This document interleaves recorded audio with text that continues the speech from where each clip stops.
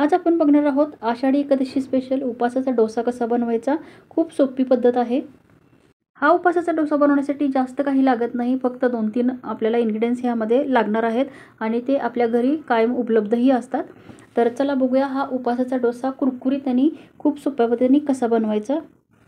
आपल्याला लागणार आहे भगर म्हणजेच वरीचे तांदूळ आणि तुम्ही बघू शकता हे तुम्हाला कुठल्याही राशनच्या दुकानात म्हणजेच किराणा मालाच्या दुकानात मिळून जातील।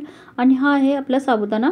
तर दोन्हीही प्रमाण मी सेम घेतलेलं आहे। तुम्ही थोडंसं वरीचे तांदूळ जास्त घेऊ शकता आणि थोडासा साबुदाणा कमी घेऊ शकता। दोन्ही प्रमाण मी इथं एकसारखं घेतलेलं आहे। तर आता हे दोन्ही आपल्याला मिक्सरमध्ये वाटून बारीक पावडर करून घ्यायची आहे। तर तुम्ही बघू शकता ह्याची पावडर झालेली आहे। आता हे बारीक केलेलं मिश्रण आपण एका भांड्यात काढून घ्यायचं आहे। थोडंसं रवाळ आहे तरी पण चालून जातं, काही हरकत नाही। आता ह्यामध्ये आपल्याला घ्यायचं आहे अर्धी वाटी दही। तर हे घरचं दही मी वापरलेलं आहे। तर दही ह्या मिश्रणामध्ये व्यवस्थित मिक्स करून घ्यायचं आहे।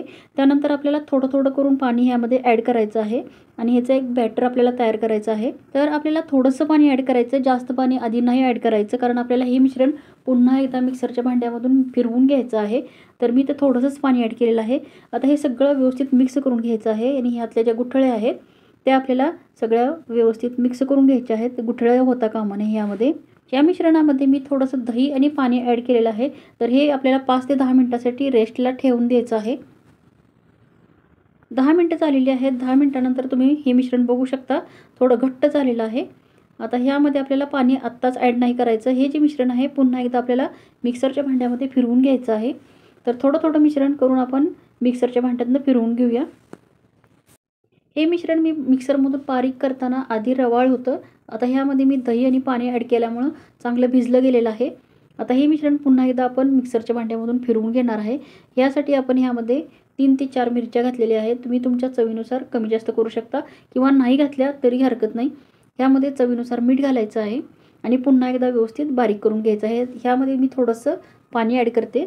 ह्यामध्ये थोडं पाणी घालून आपल्याला बॅटर तयार करून घ्यायचं आहे, जसं आपण डोश्यासाठी बॅटर तयार करतो। तर तुम्ही बघू शकता हे असं बॅटर आपल्याला तयार करून घ्यायचं आहे। थोडंसं सैलसरच ठेवायचं आहे।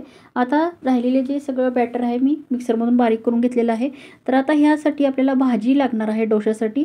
तर इथं आपल्याला उपवासाची बटाट्याची भाजी तयार करायची आहे। तर मी थोडंसं तेल घातलेलं आहे, जिरे आणि मिरचीची फोडणी दिलेली आहे।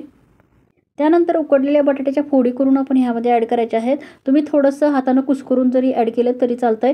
चवीनुसार मीठ टाकायचं आहे। तुम्ही थोडासा लिंबाचा रस जरी टाकला तरी चालतंय। लिंबाचा रस आणि साखर थोडीशी ह्यामध्ये टाकली तरी त्याची चव खूप छान येते। व्यवस्थित परतून घ्यायचं आहे ही भाजी। आता आपल्याला बनवायचे आहेत डोसे। तर डोश्यासाठी पीठ चेक करून घ्यायचं आहे, थोडंसं पातळसर करायचं आहे आणि कुरकुरीत आपल्याला हा डोसा बनवायचा आहे। तर पहिल्यांदा आधी हा डोश्याचा तवा मी इथं गॅसवर ठेवलेला आहे आणि तेल आपल्याला ग्रेस करून घ्यायचं आहे। तेल व्यवस्थित आपल्याला ह्या तव्याला लावून घ्यायचं आहे। आता ह्यावर आपण डोसे तयार करायचे आहेत। डोसा बनवताना आपल्याला बॅटर थोडंसं पातळ ठेवायचं आहे, जेणेकरून डोसा कुरकुरीत होईल। पण मला डोसा थोडासा जाडसर आवडतो, म्हणून मी हा जे बॅटर आहे पातळच ठेवलेला आहे। पण मी तव्यावर हे जे बॅटर सोडताना थोडंसं बॅटर जास्त सोडलेलं आहे। तुम्ही हा डोसा कुरकुरीत करण्यासाठी बॅटर थोडंसं पातळच सोडायचं आहे, जास्त आपल्याला सोडायचं नाही। आता ह्या डोश्याच्या साईडनं आपल्याला थोडंसं तेल सोडून घ्यायचं आहे, म्हणजेच डोसा कुरकुरीत होईल आणि त्याच्या ज्या कडा आहेत त्या व्यवस्थित सुटतील। हा डोसा बनवताना गॅसचा फ्लेम आपल्याला मीडियम किंवा लो ठेवायचा आहे। जर फ्लेम तुम्ही हाय ठेवला म्हणजेच मोठा ठेवला तर डोसा करपण्याची शक्यता आहे आणि हा डोसा कुरकुरीत होणार नाही। तर त्यासाठी गॅसचा फ्लेम मीडियम ठेवायचा आहे। आता हा डोसा आपल्याला अगदी हलक्या हातानं पलटून घ्यायचा आहे आणि दुसरी बाजूसुद्धा आपल्याला व्यवस्थित भाजून घ्यायची आहे। तर तुम्ही बघू शकता एक बाजू व्यवस्थित भाजली गेलेली आहे। डोश्याची दुसरी बाजूसुद्धा आपल्याला व्यवस्थित भाजून घ्यायची आहे। त्यासाठी मी थोडंसं कडेनं तेल सोडते, म्हणजेच हा डोसा थोडासा कुरकुरीत होण्यास मदत होईल। तुम्ही तेल नाही टाकलं तरी चालेल। आता हा डोसा आपण प्लेटमध्ये काढून घेऊया। खूप कुरकुरीत आणि खूप छान झालेला आहे। आता अशाच पद्धतीने सगळे डोसे आपल्याला तयार करून घ्यायचे आहेत।